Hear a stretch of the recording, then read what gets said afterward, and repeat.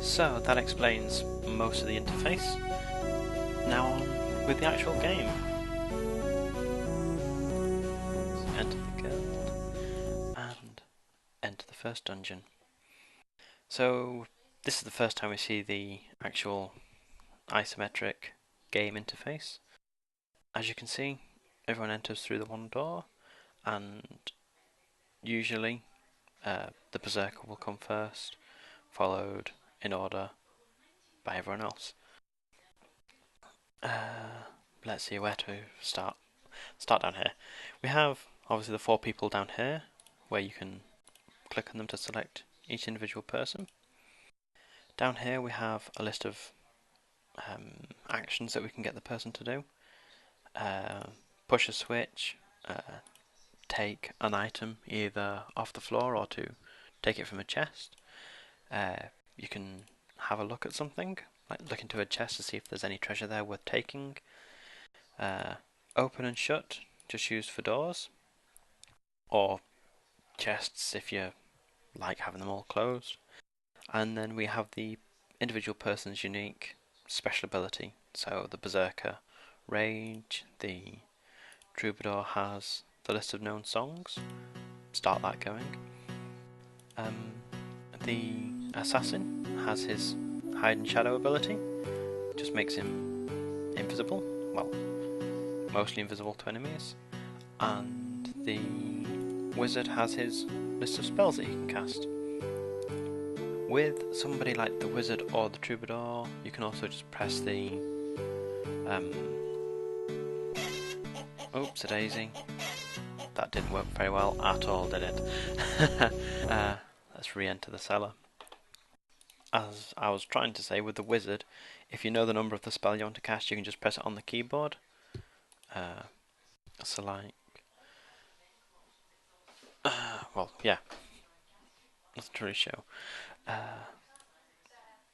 Up in this top corner, we have the backpack that will take us back to this overview screen, just like you can in the outside world. We have a trusty gargoyle here that will draw a map of where you've been and what you've explored, along with the level and whereabouts you actually are. Here we have a handy reference just for north, so we know that that's north, and on the map, straight up is north. We have a chicken, which I inadvertently activated before by pressing the escape key. That makes you run away, so if you're in a fight that you're losing, just press that and everyone will start trying to run for the exit.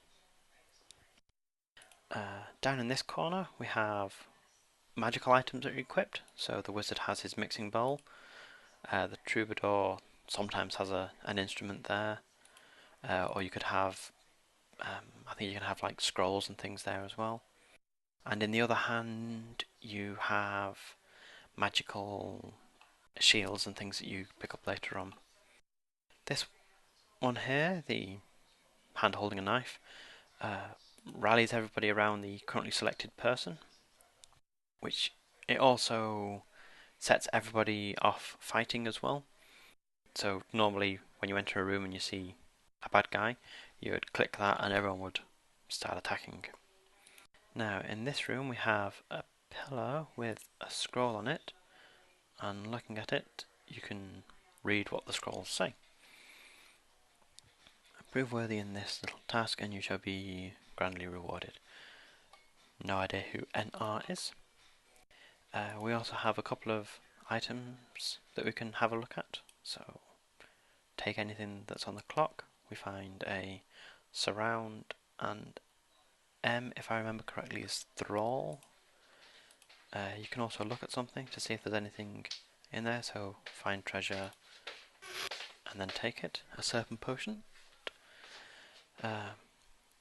That's pretty much all we can check. You can have a look in the fire as well. Doesn't do anything. There's not going to be anything in there. So this room we have 3 doors. If we have a look at them,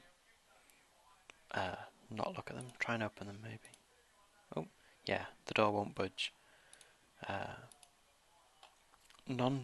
Doors that won't budge usually implies it's magic or there's a button or switch that you need to press somewhere to open it.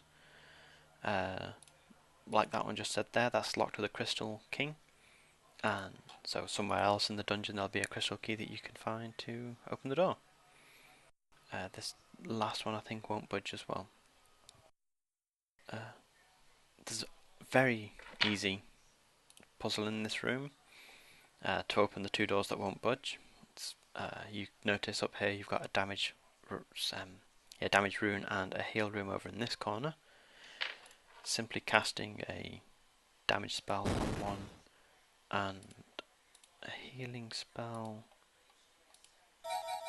on the other opens up those two doors.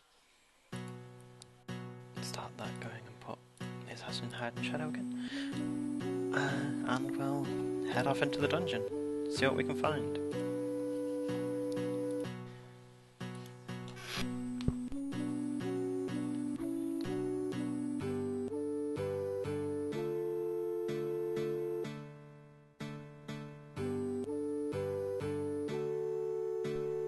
I tend to let the Berserker be the first one in the room, mainly because if there are any bad guys, he usually has the highest attack and armor class, so won't take as much damage. In this case that didn't work out so well, because as you saw, the Berserker went down here while the Troubadour went up there. The Troubadour's taking an awful lot of damage there. Let's see if we can try and get her out of the way. I don't think we're going to be able to. Come on, trusty wizard. Mix some of those up. Mix some damage spells up. See if we can. I don't know why I stopped at 9 on the healing. That should have been 10. Cast a healing spell. Oh, lucky dodge there. That means she's just lost. He isn't it? She's just lost some luck. That's not particularly good. Stop the assassin from attacking. I'm going to stop the wizard from trying to do hand-to-hand combat. If we can move the Berserker down this way, stop him from attacking. Move the Troubadour down as well. Then this way the wizard can cast a spell.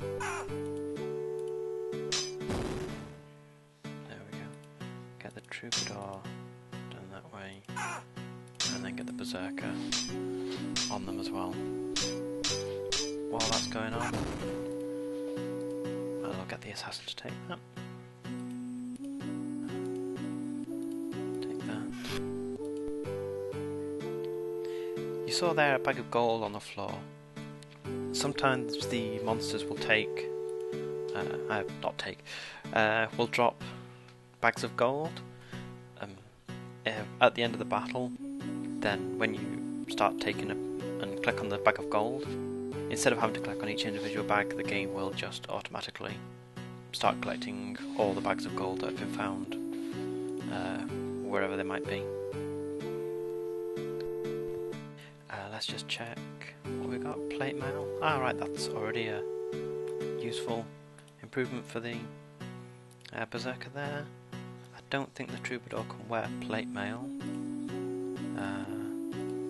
No, they can't. So only the Berserker can wear that.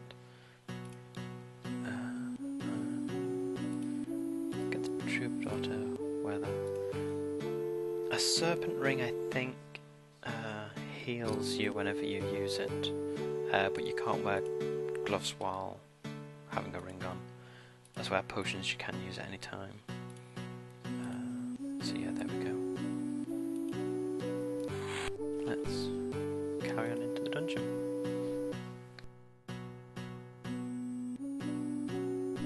Crossroad, which way to go? Let's try going up.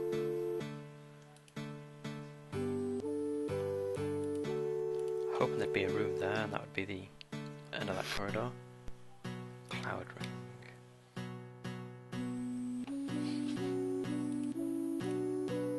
It's just a long way to get into the same room.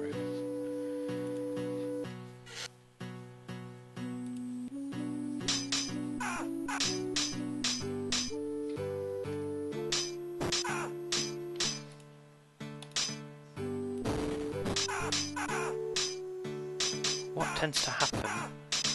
Berserker uses Berserker Rage.